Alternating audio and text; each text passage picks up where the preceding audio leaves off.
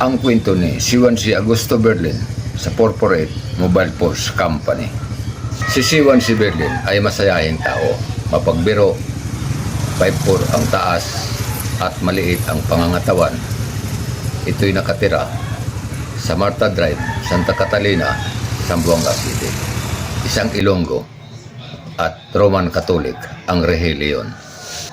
Noong 1992, ang kumpanya ay pinamunuan ni Captain Debold Sinas bilang commanding officer. Isang kaganapan na si C1C Berlin hindi nakapag-report at mag-perform ng duty bilang isang membro ng mobile patrol.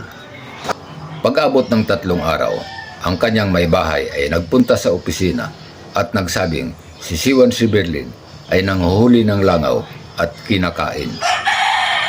At pinapuntahan kaagad ito ng mobile patrol para ma-recover ang kanyang isyong M16 rifle. Nakita naman ito ng responsible supply PNCO ng kumpanya at membro ng mga mobile patrol na si C1C Berlin ay tulala. Kaya ginawaan ito ng 15 days vacation leave para makapagpahinga. After 15 days, nakapag-report naman si C1C Berlin sa opisina at kinabukasan na ang kanyang duty bilang membro ng mobile patrol. Nag-duty naman si C1C Berlin na walang baril at hindi nakikisabay sa mga usapan. Lumipas ang mga araw, dahan-dahang sumasali si C1C Berlin sa mga kwentuhan. Hanggang bumalik ang sigla ni C1C Berlin at nagagawa na nitong magbiro.